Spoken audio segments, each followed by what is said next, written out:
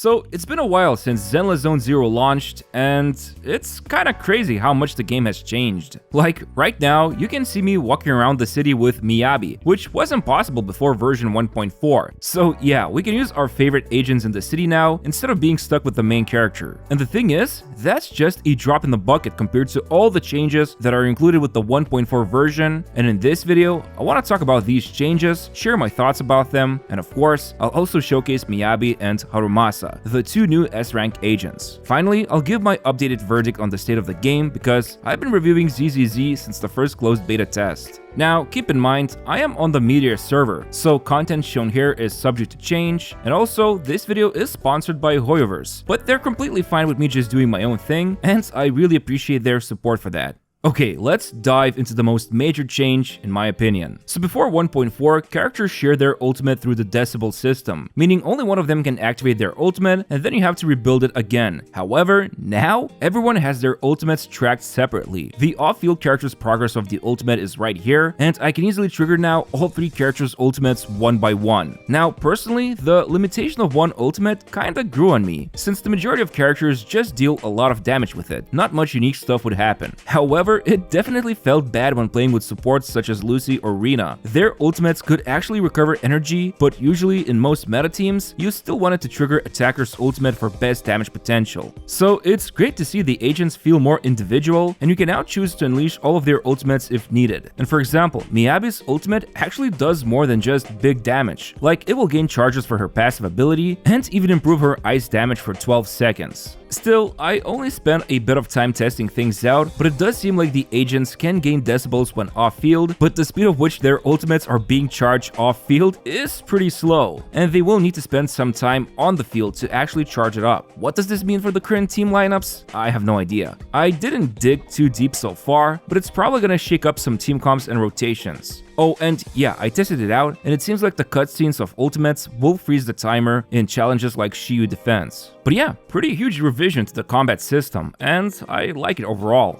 Now, this next change is not completely new, but new additions have been made. So if you played previous versions, the developers did remove portions of TV mode from main story, but from what I understand, a lot of the story mode encounters, especially the TV mode stages, have been optimized further. So now, in some stages you can deploy your trusty Bang Boo to jump around, do some challenges and collect stuff, and if you do actually want to play in the TV mode, there's even a toggle you can enable to experience the vanilla way. But overall, it's interesting to see TV mode getting phased out slowly from story mode. I think the developers have been really listening to the community, and even small changes like reducing requirements for account level to progress the story will feel impactful for newbies who just want to keep on playing. And speaking of story, since each chapter focuses around one of the factions or organizations, it's been pretty interesting to see the world through different agent perspectives. And I don't want to spoil the story too much, but from what I can tell, especially what was teased during the livestream, there's going to be a huge story moment in this new version when several of the factions will join their forces to identify the mastermind who's been pulling the strings so far. So I'm pretty excited to see this.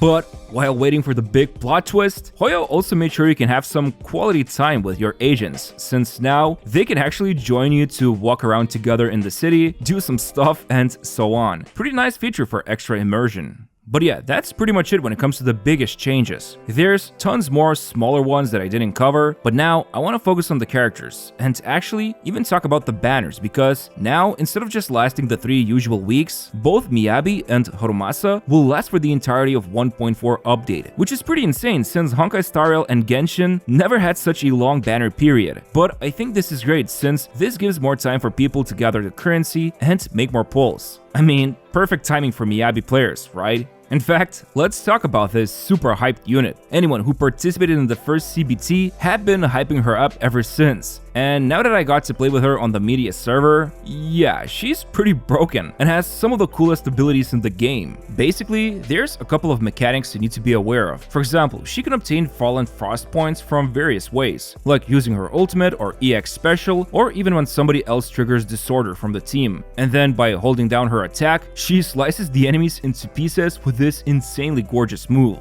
On top of that, her core passive is a huge wall of text, but in a nutshell, she can apply a new type of anomaly called Frostburn that has its own attribute anomaly build-up gauge, and it can interact with other attributes. That's a really basic explanation, but check out the damage she's doing. I think Frostburn can speak for itself this way. Oh, and I'm also using the new drive disc set called Branch and Blade Song, which works perfectly on Miyabi, and I know I'll be farming it on my global account for sure. Now, as for the team comps, I've been running her with Yanagi and Sokaku. They work insanely well together, it's pretty easy to pull off powerful combos with these three, and from what I understand, Miyabi works great with another anomaly unit, so someone like Piper can also be a nice free-to-play option instead of Yanagi. And it just so happens, both Piper and Sokaku are going to be the featured A-rank agents on Miyabi's banner, so yet again, Miyabi and Joris just keep on winning. However, probably the biggest winner of this update is the fact that everyone will receive Harumasa for free, even though he has his own banner, and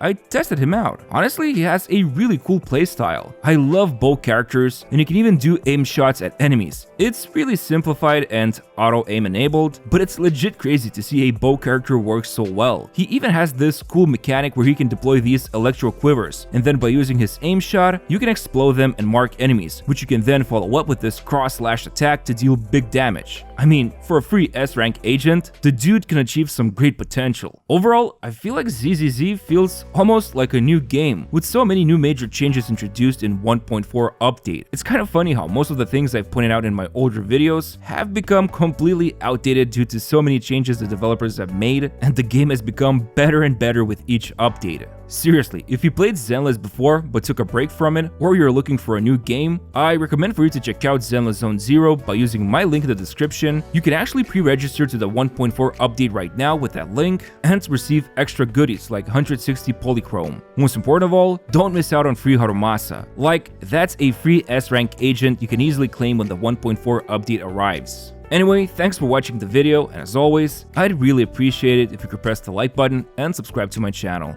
Thanks, and see you soon.